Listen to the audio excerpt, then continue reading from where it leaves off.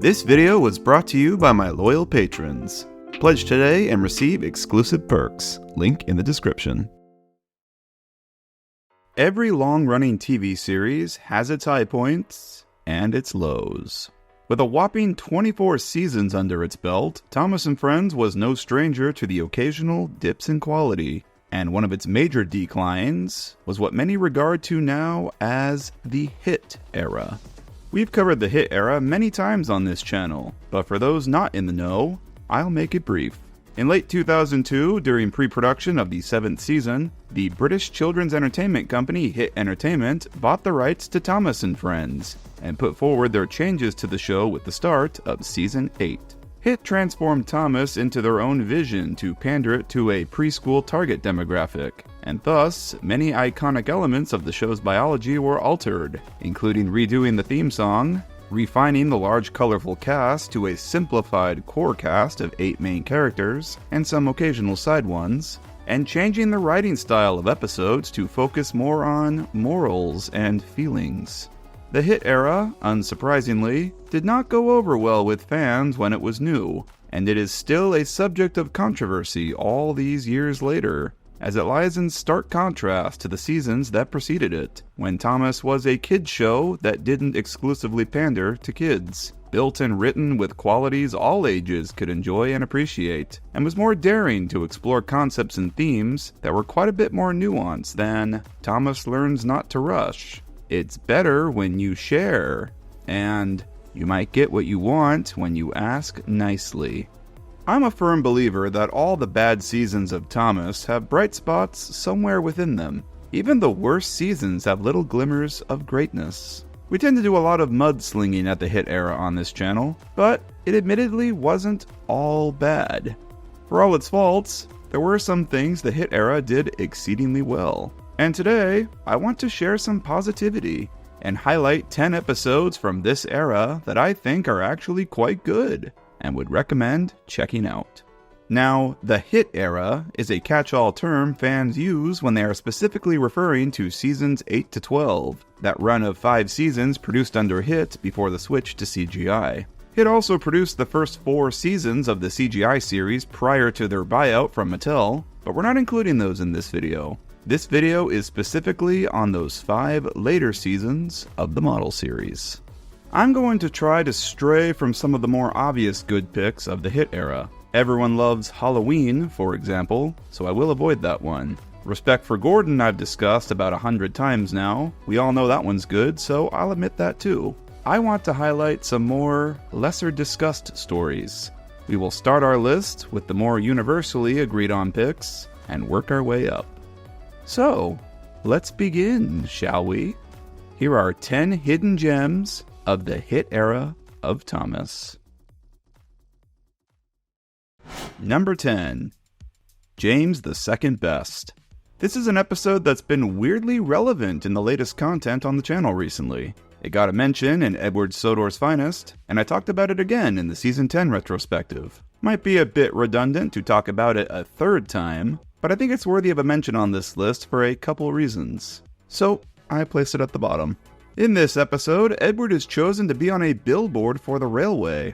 James can't understand why Edward was chosen instead of him, and according to the others, the reason is simple. Edward is just the best, and he deserves it. So, to prove that he can be just as good as Edward, James starts copying Edward, and tries to do the same jobs as him, but better. It doesn't work, of course, so James comes up with a scheme to get in front of Edward before he arrives at the station to collect visitors. As one would expect, this only results in disaster. You're finally in a poster. Maybe you are good enough after all. I love this episode for a few reasons. First off, I think this is easily the best usage of Edward in the HiT era. Edward is so inconsistent throughout this run of the show. Sometimes he's old and pathetic and fears being scrapped, and sometimes he's rude and judgy, neither of which are true to his original characterization. Yet, here is an episode that sort of pays respects to him, giving him the honor of representing the railway in its publicity, instead of the more obvious choice. It puts him in a status of high regard, and all the others respect him and agree he deserves it. He gets the honor because he just does his jobs well and responsibly, and it's nice to see the show give him some proper recognition for it. Edward getting his proper dues for once is notable enough, but what I really find unique about this episode is how it subverts the usual trope. Now, in a typical James and Edward story, this is what usually happens. Edward annoys James in some way, by being late or by obeying the rules and going slow. James ignores Edward's guidance, and then he finds himself in trouble, and it's old Edward that comes to his rescue. This episode easily could have been that. James tries to do Edward's jobs and rushes them in an attempt to show he's better. Edward warns him to be careful and tries to guide him. And then James crashes into the billboard and makes a fool of himself. And then it's Edward that comes to his rescue.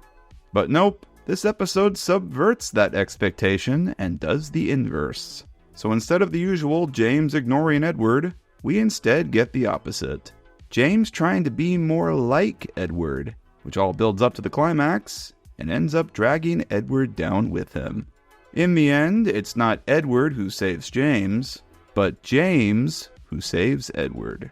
By resisting to do the usual same old, we got a story that explored a different side of James's character that we don't see that often. The more vulnerable underdog side of him that feels inferior and wants to prove himself. And this episode is all the better for it. Easily the best Edward usage in the HiT era. And it just might be the best James episode of the era too. And it definitely features one of the most creative crashes of the series. Number 9. Emily and the Special Coaches. This is another episode I talked about recently in the Season 10 retrospective, hence why it's also at the bottom of this list. But I think it's rather significant and still worthy of a mention.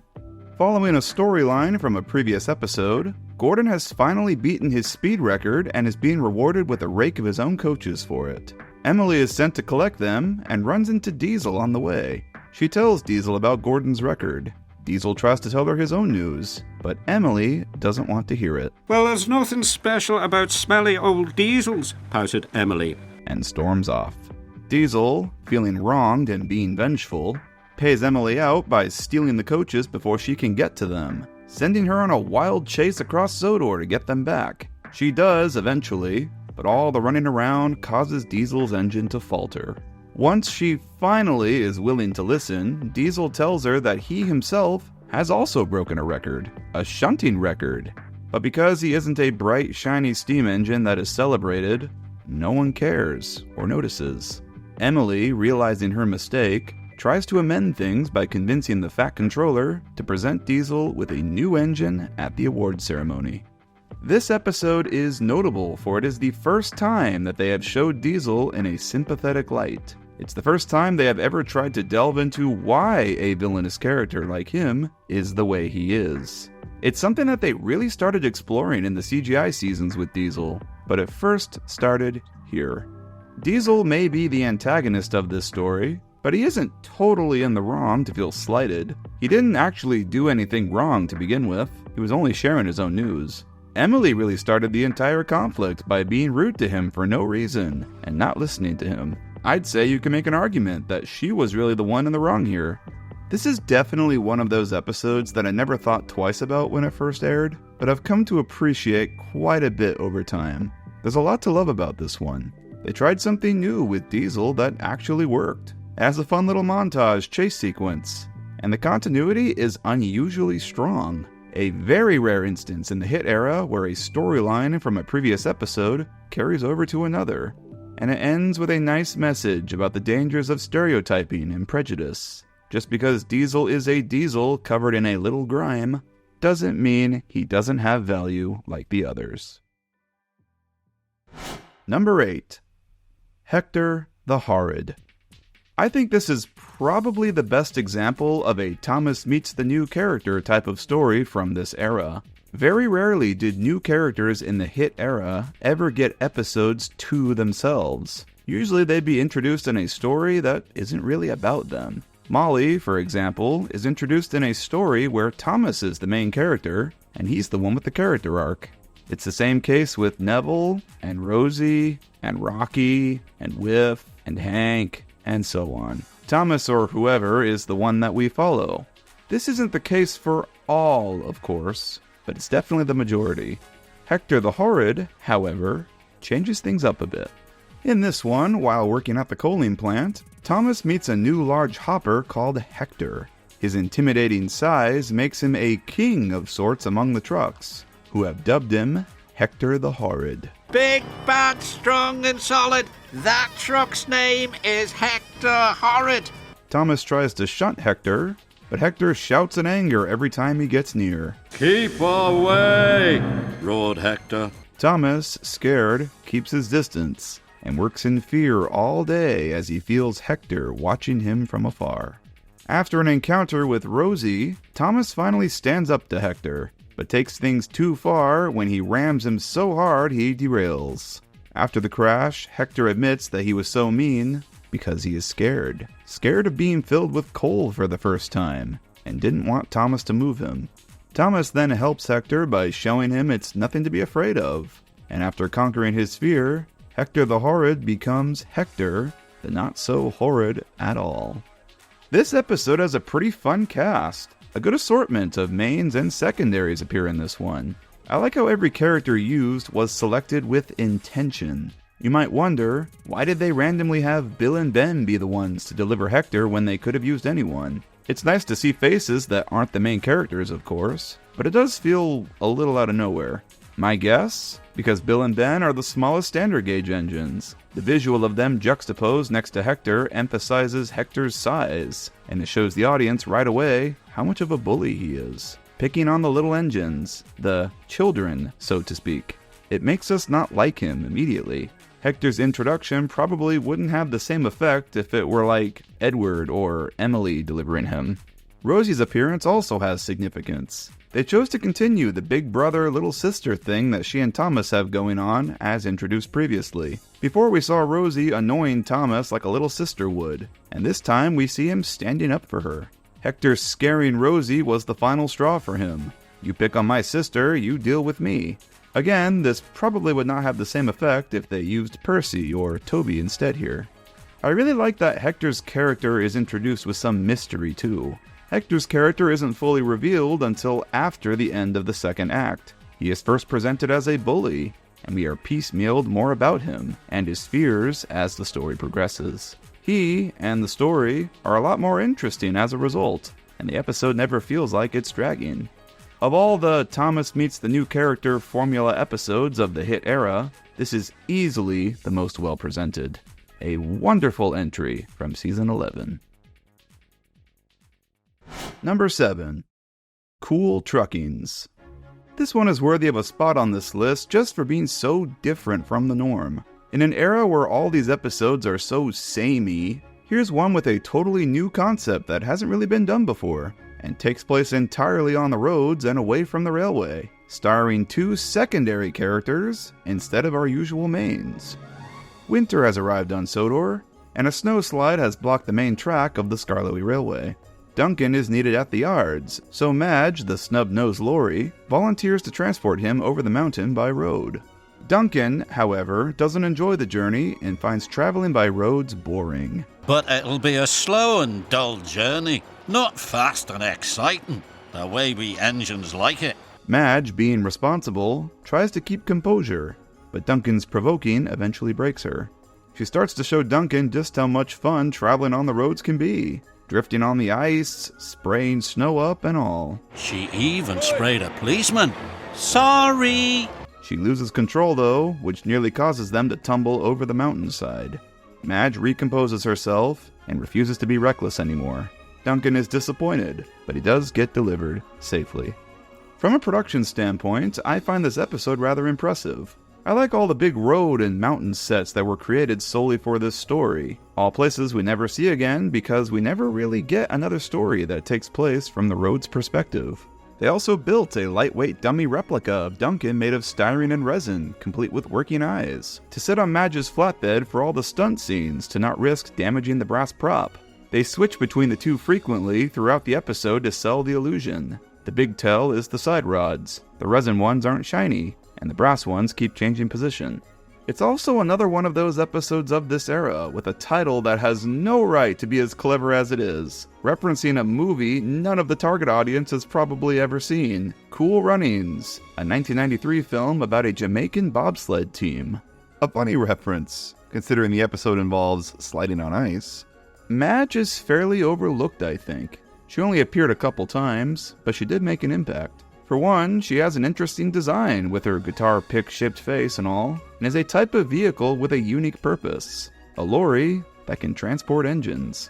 This opens up new avenues for storytelling, which they use to their full potential in this episode.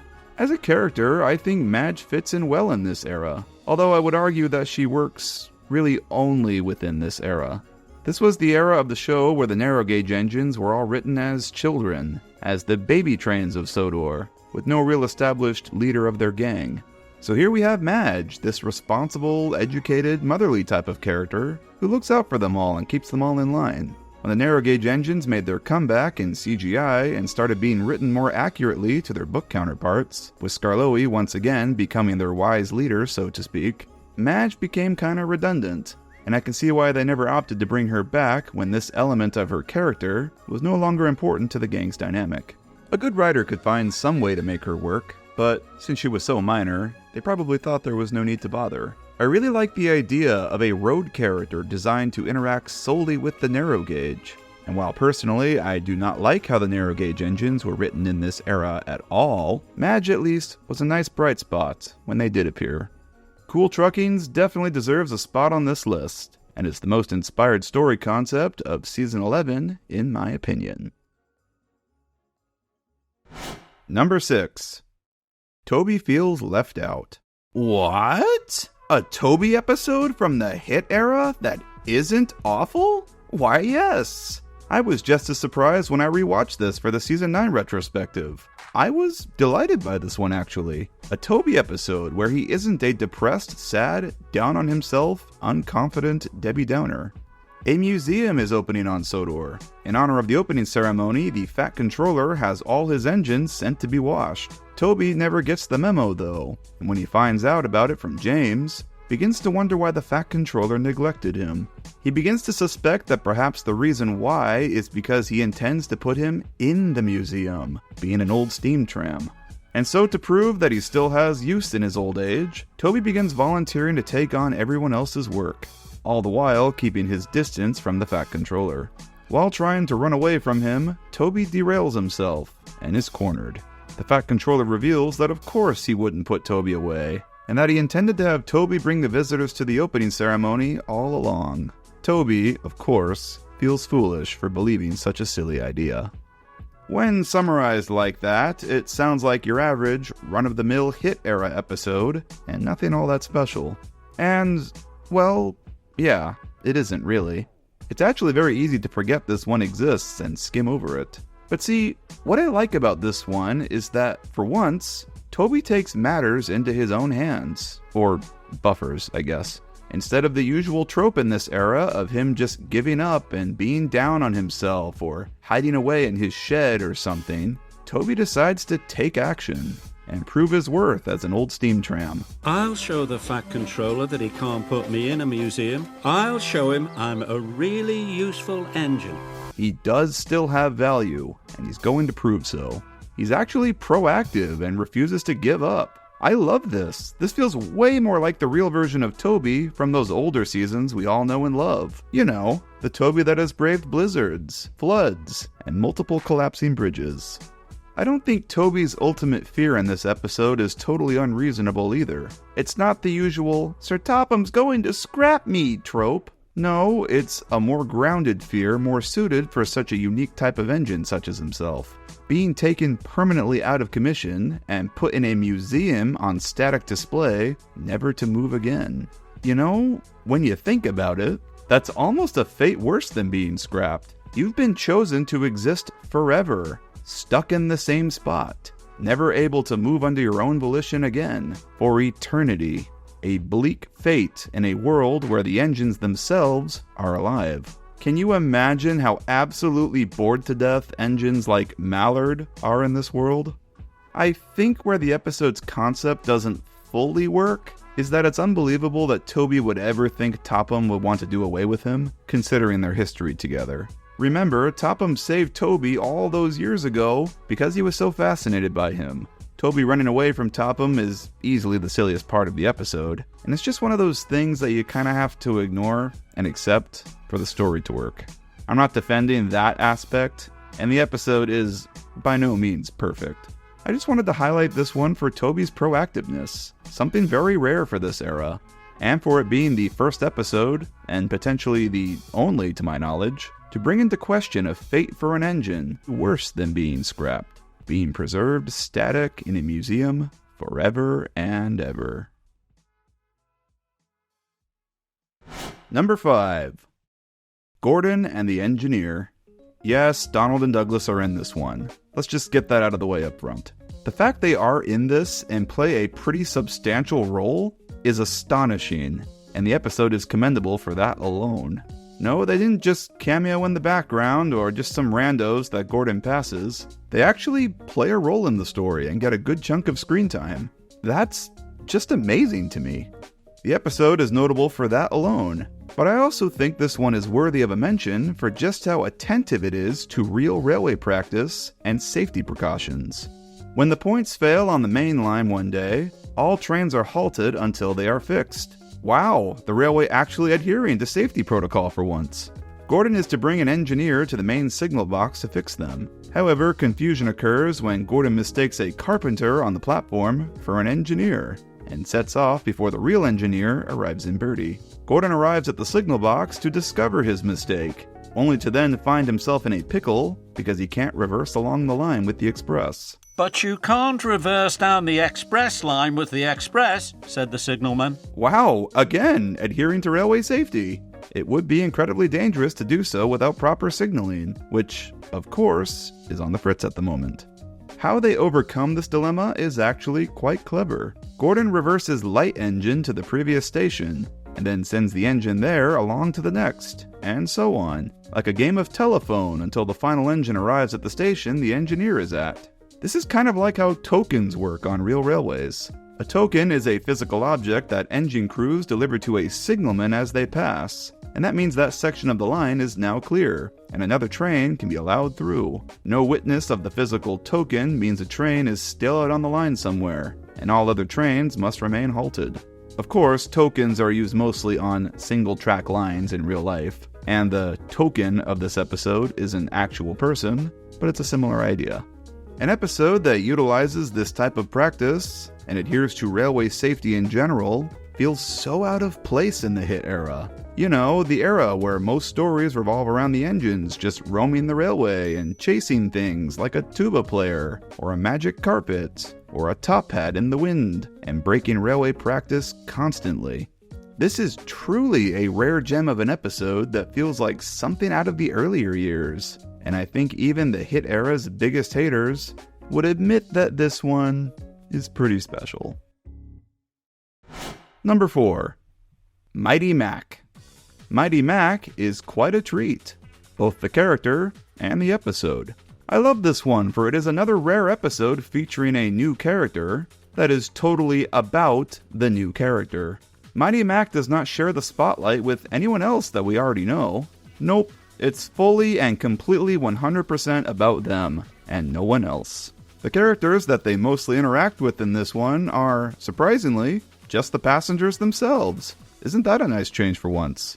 Mighty Mac arrives on Sodor to haul the tourist trains into the mountains during the busy summer season. They are an interesting engine. 2 engines in one, with a boiler, smoke box, and a face on each end. I'm Mighty. And I'm Mac. 2 engines in one isn't all great though, as the two rarely ever agree on anything. During their first run up the mountain, the two argue back and forth on which way to go. It ends up getting them lost and arriving at a dead end. While arguing about who is to blame, the two accidentally derail their coach and cause a rock slide, trapping themselves and their passengers. Only after watching the passengers work together to re-rail the coach, do Mighty and Mac decide to cease their arguing and pull together to clear the line. A pretty basic story about twins that don't get along, nothing new there, but they did a fine job of showing what this new character is all about. Although, I never understood how they flipped positions here. How did the coach get behind them? Are we supposed to believe the passengers lifted the coach and carried it around the engines? I guess the show just kind of hoped we wouldn't question that, huh? Mighty Mac is one of those characters where the intention is total gimmick and was never really intended to go far past this sole episode. But I still like them. I see some unexplored potential here. They are an inspired concept, based on the unique real-life double Fairley engines of the Festiniog Railway in Wales, and featured in an episode that proved they could carry a story on their own, which is something I can't really say for the majority of the other newbies in this era. I've no doubt this is why a lot of fans really like Mighty Mac, and I'm sure as a toy they also sold pretty well. And thinking about it, it's kind of crazy that they never brought them back in the CGI series in retrospect. I feel like a two-headed engine is the exact sort of wacky invention that would fit into that era like a glove. Speaking of narrow gauge, number 3, Duncan's Bluff. This is the best narrow gauge focused episode of the HiT era, in my opinion. And funnily enough, only a single narrow gauge character appears in it, Duncan. During the cold winter, the villages in the mountains need coal to keep their furnaces going. James brings coal to the wharf, where it is then transferred to Duncan's train, and he transports it up the mountain. One day, the two meet, and almost immediately start to argue about which of them is more reliable, because of course they do. Oh, is doing 2 jobs in one day too hard for you? Ha! I can do more jobs in one day than you can. I'm really useful. This fight ends in the two making a bet to see who can do their run and make it back to the wharf faster. James, being a standard gauge engine, of course is faster. Duncan doesn't want to lose though, so he tricks James by hiding his wagons and pretends to have done his run up the mountain to fool him. This only leads to trouble. James runs out of coal trying to outdo Duncan and strands himself. Duncan owns up to his trick and brings one of the coal wagons he hid away to him. What this episode is simply just a big pissing contest between the two most argumentative airheads of each railway. It's a showcase of Duncan's mischievous side, conflicting against James's inflated ego. These two fireballs clashing and the chaos that ensues as a result. There is some excellent banter between the two here, some of which feels right out of the classic era. You still haven't brought enough coal, teased Duncan. I thought you were supposed to be really useful. I'll soon be back with so much coal, it will take you all winter to deliver it. Oh, we'll see. And not to mention, Michael Brandon actually does a great performance as Duncan in his dub. Now James will think I've delivered all the coal. Duncan chuffed cheerfully. Like Gordon and the Engineer, this episode almost feels out of place in the HiT era. Frankly, it's so fun that it contrasts the status quo. I wondered who wrote this, and once I found out it was Paul Larson, it started to make sense.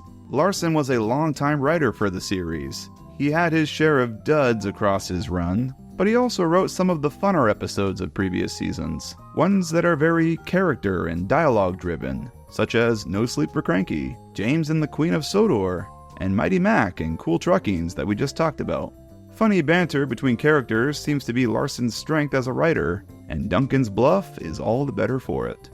This feels like an episode that could have been a part of the later classic series, and with minimal tweaks, could easily pass as like a Season 6 outing or something.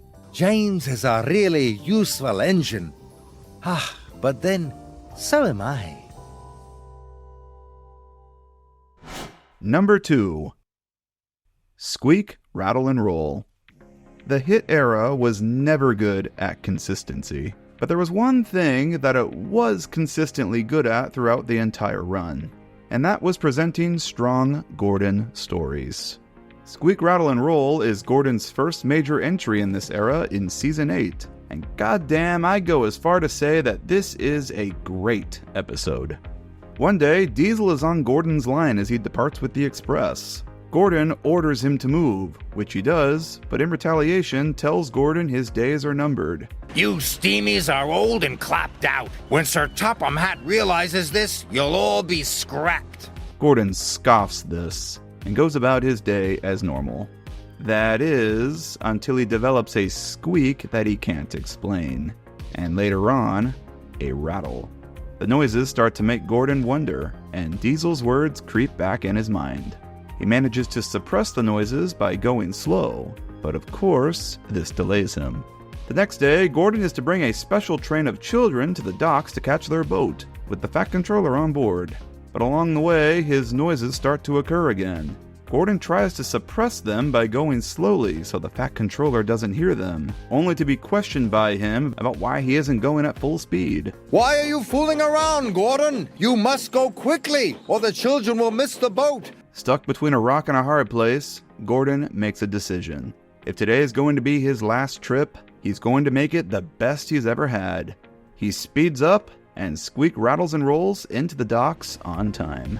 Gordon later explains himself to the Fat Controller, who exclaims, Scrap Gordon, the fastest engine on Sodor? Who would pull the express? Why this episode is so unique to me is because it follows the entire journey of a character's psychological fall from grace. It shows us how someone with even as much confidence and prestige as Gordon can even be prone to irrational fear, and how the smallest of whispers and suggestions can balloon and derail even the most on track. Pun intended. It's not the usual Diesel tells X character that they will be scrapped and then they are immediately worried before the scene ends kind of thing. No, it plays out quite a bit more realistically. Gordon doesn't believe Diesel's remarks at first. He shakes them off as Diesel just making some vague threats again and goes about his day as normal.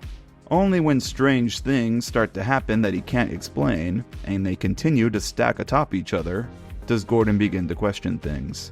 Diesel's words keep creeping up in the back of his mind, and he gradually starts to lose his confidence. Diesel was right. I'm falling apart. What will Sir Topham Hatt say? We follow his mental fall, and thus his fear comes off as more genuine and believable. Gordon's fall here is kind of like pulling on a loose string on a sweater. Harmless at first, but the more you keep pulling, the sweater eventually falls apart. But what really does this episode in for me is how this all concludes. In what he thinks are his final moments, Gordon decides to go all in and go out with a bang. This might be my last trip, he said, but I'll get the children to their boat on time. If this is going to be his last trip, then he's going to make it the best he's ever had and get his passengers to their destination on time. But Gordon didn't care.